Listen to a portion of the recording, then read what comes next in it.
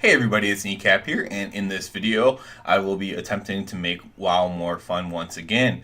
Last ones was not as popular as the first two, and that was adding new items to old content, so like BOEs, mounts, pets, and stuff like that, to old content, stuff that you can go farm, either make gold or add to your collections in that way. So that one wasn't super popular. However, I have a feeling that this one will be a little bit more popular, and that is basically expanding out talent trees, right?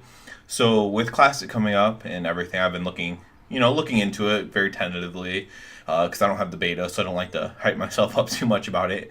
But I was going through the calculator of the talent calculator, and I was noticing, it was cool having these trees, but they weren't as good as you might think.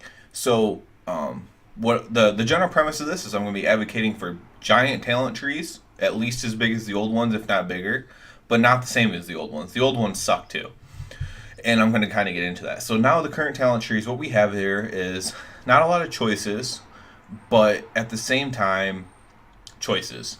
Let me explain by that. So on one row, so the final row for Ret Paladin, for example, all three are extremely similar in DPS. And depending on your gear, any one of them could possibly sim the highest. And there's one that's a little bit lower than the other two, but that's also the easiest one to play. So you have that going for you. So I technically have three choices in that rec group right there, but it doesn't seem like I have a lot of choices because there's only six total rows or whatever. But I have three choices in that row, and so what ends up being is, depending on your class, of course, and spec. Some class and specs don't have hardly any choice, and that's on Blizzard's end. They need to make that better if they're going to keep this system. But what I'm advocating for is to have those same kind of choices, but with a bigger, wider talent tree that makes things a little bit more interesting. So the old talent trees, instead, what you have is, for example, like I don't know if it's prop warrior or prop paladin, but your parry is in one of the DPS. It's either in ret or it's in like fury or something like that. If you're a warrior, I can't remember which one it is off the top of my head, but you're going to take that parry almost every time if you're a tank. So, and then the one before, and then there's two choices before that you have to put points in to get to the parry, and it's an obvious choice again for tanking. So what ends up happening because of this is you end up having just a complete like cookie cutter thing. So while it seems like you have more choices, well, look, I have these 60 talent points, or it'll be more, and theoretically, if they put the old system back in, I have all these talent points, and I'm putting them in, and that's so many choices, right? No, not really, because you end up having the same exact build no matter what. So let's say, and Ret's not a good example for this because hybrid classes do have a little bit of choice. Like shamans have a little bit of choice, for example. Warriors have a little bit of choice, like arms warriors especially have a little bit of choice, for example. So there are things that have some choice, but like arcane mage is completely cookie cutter. There's no other way to really make the spec other than the way that everyone does it. So whereas with Ret Paladin right now, and I'm using this example because that's what I play right now, and that's what I can speak at a 100% confidence level.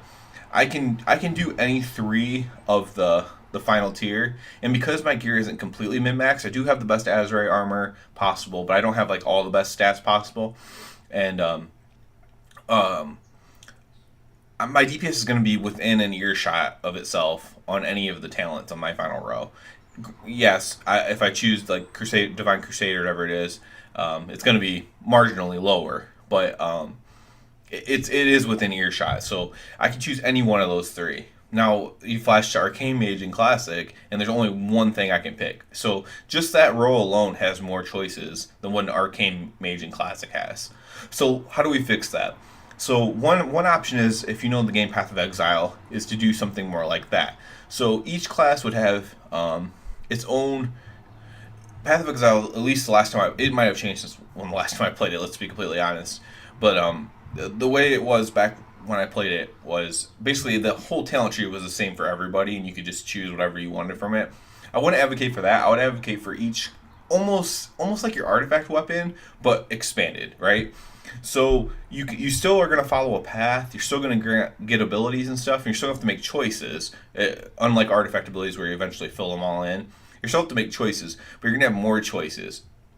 The best way to describe this is, and I'll use Paladin as an example again, is let's say you're Protection Paladin. You're always going to choose, let's say the parry is in Rat. Let's say that that is the case.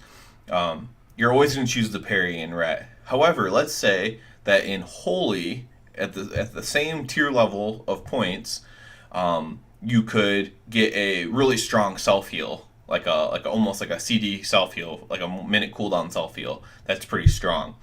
So now all of a sudden you have a choice, because let's say you're tanking a boss on progression that is a caster and doesn't melee you. Now all of a sudden you don't need that parry over there, so you come over here and you grab this really nice self heal, and all of a sudden you have a choice. Whereas before you didn't necessarily have that choice, because everything was cookie cutter. Like, you have to put in 10 points and you can get an ability. Put in 10 points, you can get an ability. But if these abilities were sprinkled in more, all of a sudden you'd have more choices. You could even make it to where you have just like a ton of abilities. And some people just like to have their bars filled with abilities, right?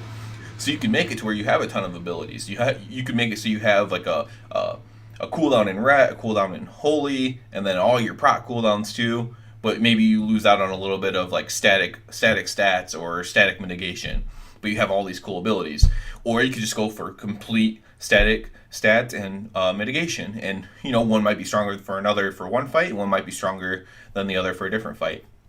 So you could basically do the old talent system, but what you'd have to do is you'd have to sprinkle in more abilities everywhere throughout the system, and have less of these static things. And what I mean by that is a lot of the things are increases your crit by 1%, 2%, 3%, 4%, 5% as you put it in. Increase your hit percentage by 1%, 2%, 3%. You don't even need that anymore. So instead of having all these things that just give you up to 5% of something, you would take some of those out and add abilities in. And by doing that, I think you could offer real choices and real chances to make some interesting builds as well. I would like to see in I think it was Wrath, like Resto Druids. There's actually a really clutch way to play Resto Druid is you could completely stack Intellect. Now, Intellect used to give mana, so that was why. But so it wouldn't be that same thing anymore, because they'd have to completely change the game back. But just certain ways where you could just stack, like, so let's say you stack all the intellect from Resto and all the intellect from Boomkin, and somehow that gives you more power, and it's maybe not what everyone else is using. Maybe other people are more focused on the abilities.